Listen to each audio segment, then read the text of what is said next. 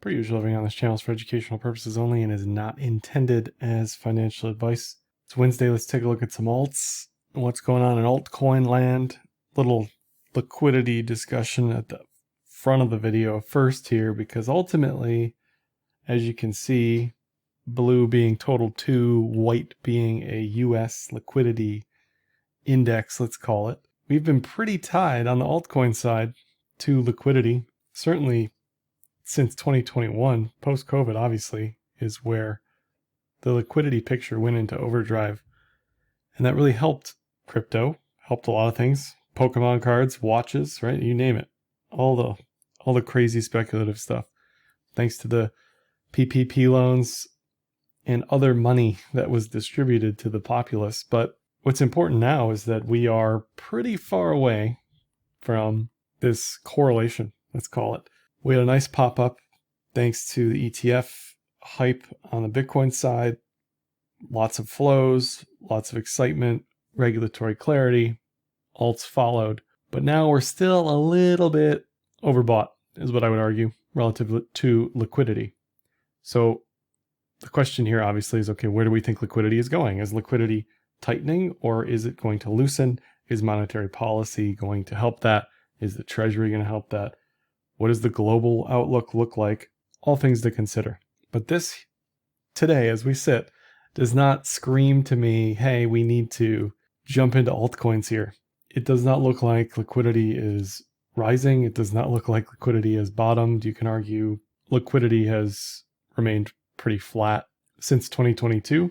And we've had quite the move, right? It doesn't take a lot of liquidity to get unleashed for alts to do very, very well.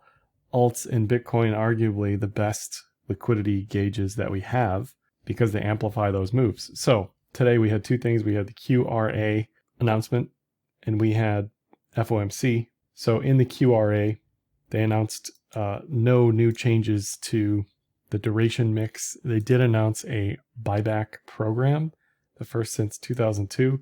Devil's in the details here, obviously. I don't think the amount that they are buying back is meaningful whatsoever. So maybe it's more of a messaging thing to the market than the actual purchase amount, but that should help liquidity. That's the end goal here. Because ultimately, what are you fighting against on the liquidity side? You're fighting against risk off vehicles, which are not altcoins. Okay. So if risk off is extremely attractive, risk on should suffer. So as an altcoin maxi, you want risk off to suffer. You want liquidity to get injected into the ecosystem. That is the best thing you can see for altcoins outside of actual use cases, of course, which are few and far between for most alts. Let's just be honest. The second thing today was FOMC. And in the initial statement, they announced a QT taper, which just means the money rolling off the balance sheet will be less than before. And again, this is a small, extremely small boost to liquidity. It's not QE, which is where they would be adding to the ecosystem, adding to this first part of the equation, WALCL, Fed balance sheet, but they are letting it run off slower. So both of those things collectively just kind of whatever, they're not bearish, they're not hawkish. They're bullish to liquidity to some degree, but is it important or measurable? Barely, I'd argue. Powell came out on the press conference today and was fairly dovish. He said he thinks the next move is going to be a cut, not a hike. And I think this was the best quote of the whole meeting. Somebody asked him about stagflation, and he said something to the effect of, I don't see the stag or the inflation. The issue with playing any of this stuff day by day is that this data can change day by day. We have unemployment numbers coming Friday. They didn't really talk a lot about unemployment in the meeting, but if unemployment is ugly and there's some expectation of yield curve uninversion or Fed cutting or the SOM rule or recessionary type behaviors, that's something else to consider for altcoins. Are alts recession proof? I would argue no. Not that I'm a recessionista. It's just, you got to think about this stuff because we are approaching that time. The hour is nigh for that sort of economic data to start creeping up and making the markets angry. Even today, despite the small boosts in liquidity and maybe Powell being more dovish than people expected him to be, The market's still closed down on the day. What's still concerning to me, and this is important for alts, that's why I'm talking about it in the alt video. If the S&P is bearish and leans bearish, don't expect some random altcoin to do well, okay? So I'm still very bearish on the S&P. This looks ready for sub 5,000 any day now, potentially down to 4,600. In the grand scheme of things of the S&P, it wouldn't matter. But if you're 100x long some meme coin here, you're going to get liquidated, okay? So you do you, but this is, to me, is not conducive for longs. What you want to look for, again, it's obvious, it's on the chart. That's the great thing about this period of time. We have this bearish TK cross, bearish move through the cloud in Q4, recovery towards the end of Q4 last year. And what do we have now? We have the beginnings of August to November right now. Okay, so this is not a time to go hog wild alts, in my opinion. It's no coincidence that alt season of yesteryear started in Q4 2023. That's when Legacy bottomed, okay? Looking at tech stuff, QQQ also does not look pretty. This is not bullish. You are looking for the exact same thing on the daily. This doesn't look bearish enough to buy to me. It doesn't look angry enough. At least down here, you had a 200-day moving average test, at least in the S&P. You had an inverted head and shoulders. I think you had a bull div on RSI. It's way too early for any of that. This took 3 months to bottom. So again, I wouldn't expect anything, no matter what happens today or this week. I don't think we're going to have a miracle to save us here. On BTC, I guess we'll start with the clean cloud version. We had our bearish TK cross a couple days ago. I was bearish. People were not on board with that by the looks of it for the most part. I've been bearish since this triple top, since the ascending triangle failed. That was really the final nail on the coffin. We had the rising wedge that broke down. Okay, that's recoverable. We had an inverted head and shoulders in here on low time frames. We popped up. Then we had a cup and handle that failed, arguably morphed into a low time frame head and shoulders. And then we had this broader ascending triangle that broke down, and boom, you've got your head and shoulders triple top, massive multi-week pattern that we're still in the midst of playing out. So on top of that, you're losing the yearly pivot, you're losing the daily cloud, bearish TK cross. There's just so much leaning bearish in the technicals over time here once the ascending triangle failed at 72. So at this point, we are quickly through the daily cloud, which is great. Now we don't have to argue about it. It happened. From here on out, 56 on down, I like DCA. I like bids anywhere from 56 on down. And you can argue 50 to 55 makes sense based on the 20-week moving average and the 200-day moving average. There's a yearly pivot at 52.5. The measured move of that triple top is 48 to 52. I'm not in the camp that we're going to see 34.5 or 33K by July or any of that stuff again. The 200 week is at 34K. We typically retrace to that in a bear market. So if we do go that low, this will be the first time that's ever happened in a bull market period. I'm not on the interest cycle, or I'm not on the cycle top camp. I'm in the interest cycle correction pause camp. Okay. So I don't think we get this low. That's why anything below from 50 to 55, 45 to 55, probably, in my opinion, where you want to live on the bids, just blindly. Now this could take 3 months to play out. It could get ugly, but that's what I like. Something else to watch for, like the bottom pre-ETFs, any bull div, any multi-week bull div on RSI, you can see we have not even started to make a bull div yet. We've continued to just make lower low after lower low on RSI. So it's definitely something to watch for. Obviously chart patterns on the way down, something to watch for, but we've just started. So I think, again, jumping into anything here in a large way is very dangerous because the decision tree is still pretty wide on where this could go. And even though I'm not in the 34K camp, anything's a possibility. I just don't think that's on the table whatsoever, personally. So I did this yesterday. I put everything on the table. Let's look at it all. If we sort it by price, and we're through that one, we're almost to the bottom of the cloud. And this is why I think 50 to 55 is probably where we're going to end up. Probably. We'll probably squirrel around there for a couple months is my guess, and then make a decision. And that's all the more reason to probably take it slow on the alts, unless you're like flipping these intraday. This is just an example of a meme coin list or whatever, right? This could be 10 of your favorite alts. This could be 5 of your favorite alts. Pick a number, pick a notional number, $10,000, $100,000, whatever you want to do, right? You're getting paid to sit in cash right now. That's back to that risk off argument. Risk off is very attractive right now. This is a 30-week plan. You can make it however many weeks you want. I'm expecting Q4 to be bullish. That's why arguably I want to be in position for Q4, just blindly, right? If I had to decide right now, based on the market, I think by Q4 we will be in the clear on the liquidity side, on the bullish bearish arguments. And this just sets it up as emotionless as possible, right? You just buy, do something else with your life for 30 weeks or whatever, and move on. But I do think it's going to take some time. Before we look at more altcoin charts, let me mention today's video sponsor, Kraken Pro. Kraken Pro is a complete overhaul of the Kraken trading experience with a one-stop shop for advanced and professional traders.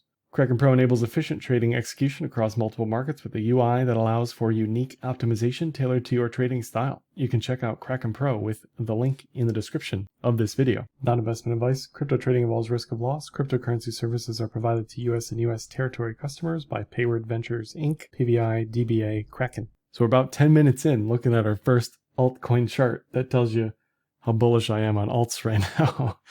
I'll go through the list. We'll stick with Kraken Pro.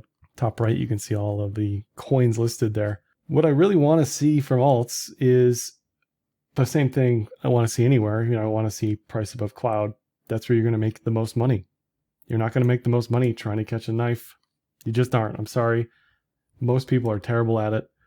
Most people think, oh man, this alt has to bounce, or this did well on this day. Alt season is here. That's just not how things work generally. Alts tend to do better. Tend to do best after halving. That usually takes time though. That doesn't kick in the day after halving. That takes time. All the more reason back to my 30-week plan or whatever, right? That's baked into this plan is DCAing into stuff while stuff is weak on purpose. You want prices to go down. Anyway, so this is Sol. We're below the cloud. There is a very large pitchfork that I've discussed previously. Still intact. Now, I don't expect this to live necessarily. I don't expect this bottom to hold, but if it does, game on. I don't think you can buy any of this anywhere until Legacy has bottomed, until Bitcoin has bottomed. It's not necessarily going to be one-to-one on the day, but this does not look bullish to me at all. You could say, well, there's an inverted cup and handle here. Where does that measure? 52 to 82? Sounds crazy. Always does. Alts tend to give it up much easier than BTC, despite BTC being down slightly more on the day today. But, seeing this is not something I can be bullish about, just like seeing the Adam and Eve at the top is not something I can be bullish about. And it just continues until we see a bullish pattern or a reason to be bullish. Why would I be bearish? Why would anybody be bullish? It just doesn't make sense. The opposite was true previously, right? We had this inverted head and shoulders. We had a broad cup and handle here.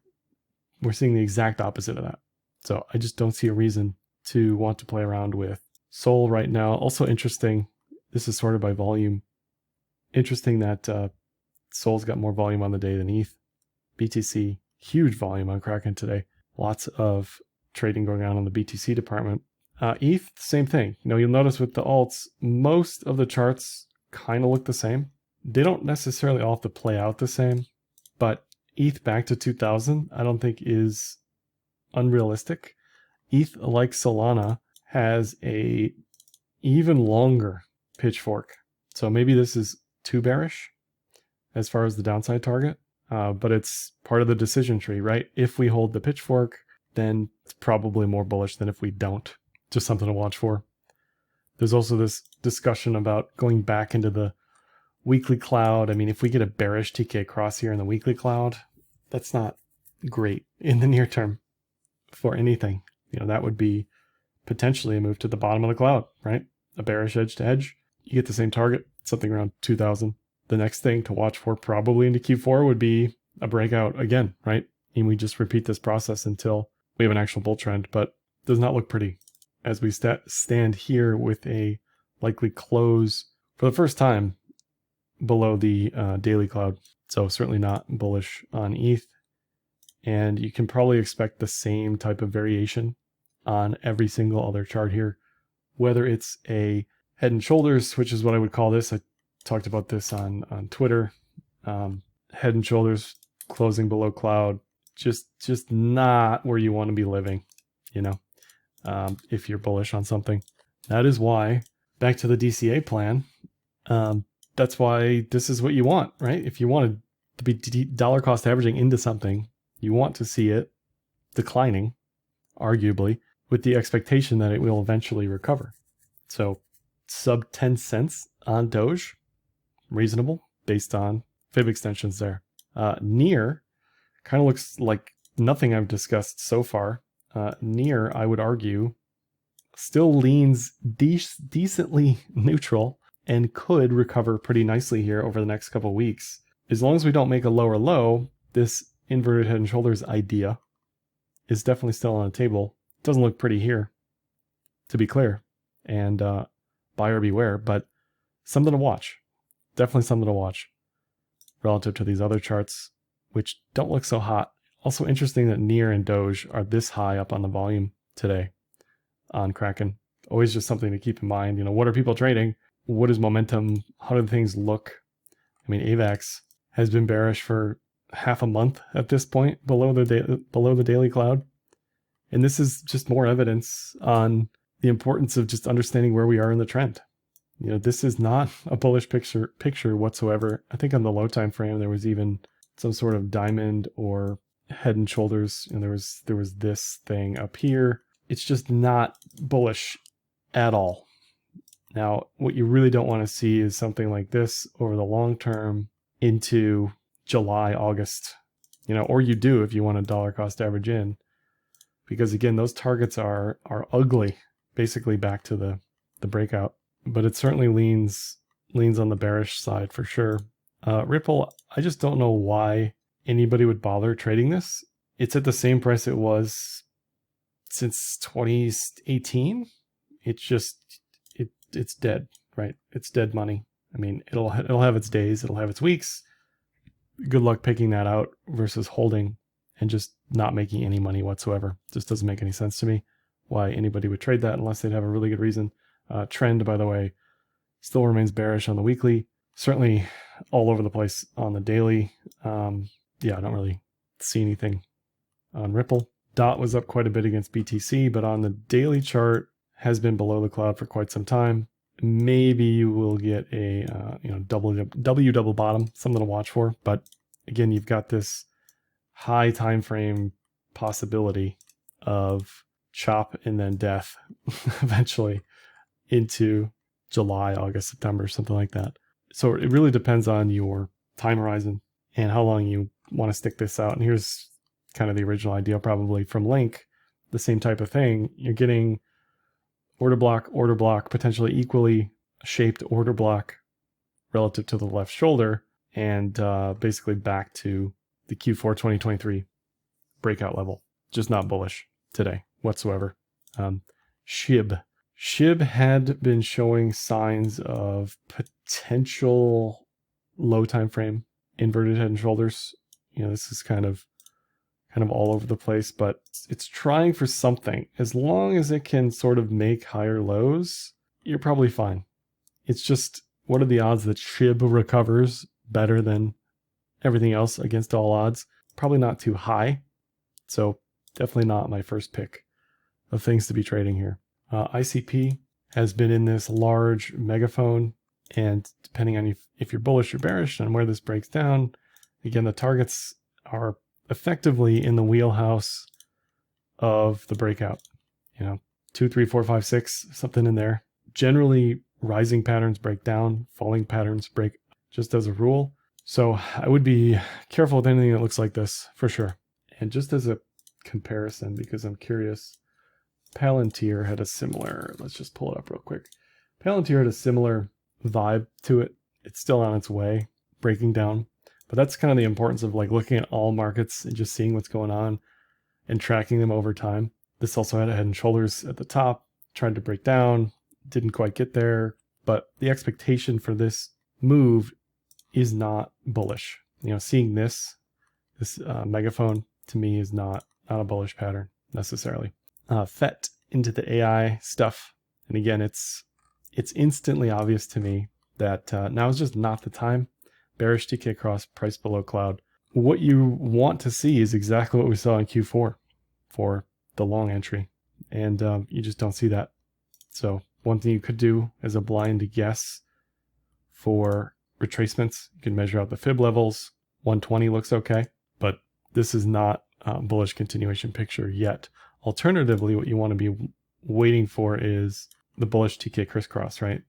Even if this pulls you out here or has pulled you out and you buy in higher, what this is doing is risk management. It's protecting you from considerable downside. Considerable. What is this back to the breakout? It's like a 70% drop. Okay. So depending on your risk reward profile, if you think a 70% drop is feasible, yeah, I'd want to hop out of that. It's basically insurance that instead of eating the 70% drawdown, we maybe buy back higher, 20% higher, right? Maybe down the line, assuming we stay in this range. But again, this does not look bullish to me at all. And we can measure this with fibs, call it an inverted cup and handle, and you get the same potential wheelhouse of a target. I just think a lot of these alts have a lot to give back because they've done so well over the past 6 months. Doesn't mean it will happen. It's just more about trying to prevent catastrophe, right? Like if you had the option and you considered something like render, again, what is this? This is a head and shoulders all day. We measure this. If you had the option of selling render at 750, knowing it could potentially go to 3, yeah, that to me is a good deal. It's had quite the move. Now, what people struggle with, the reason they fail is because they're late on this. A lot of people are probably underwater and they're just under the assumption that this is going to recover. You can see a lot of volume very near the top. Not a surprise, right? Right in here. So this high here is where most of the volume is.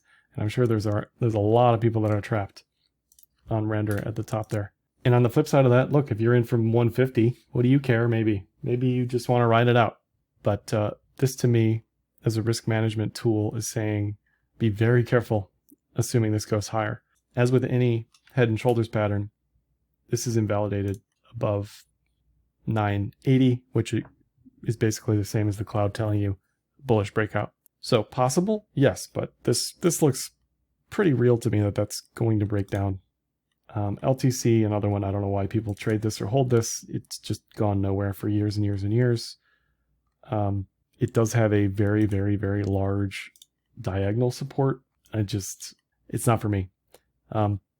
Maybe into Q4 when it potentially is above the weekly cloud, then maybe it'll finally have this like death rattle move back to 250 and then that'll be it for a while. But this just isn't something that is in my wheelhouse for tolerance.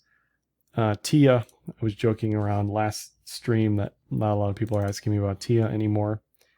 And there was a study, and I only know this because of the Zcash chart, but there was a study that convex, I think this is convex, right? Convex versus concave shaped charts are just perceived as bearish automatically. So it's going to be very hard for this thing to buck the trend here. What this could be is it could be a giant inverted cup and handle, and that would be unfortunate for anyone holding this, but certainly not looking bullish to me whatsoever. And at this point, you're kind of trapping anybody from December because they are underwater already. So TIA does not look good to me. Filecoin, really, for a lot of these, you just have to be super patient. And I'm not just saying that because this is one of my bags, but if it's in the weekly cloud, it has a shot down the road. If it's struggled and done nothing for 2 years and still in the range, it has potential, but it's not going to be anytime soon. So I would be very careful assuming anything that looks like that starts to bounce. ADA quite deep on the volume list today. Still in the weekly cloud. Daily, definitely below the daily cloud. Had a head and shoulders that broke down pretty explosively. And again, none of this is bullish today.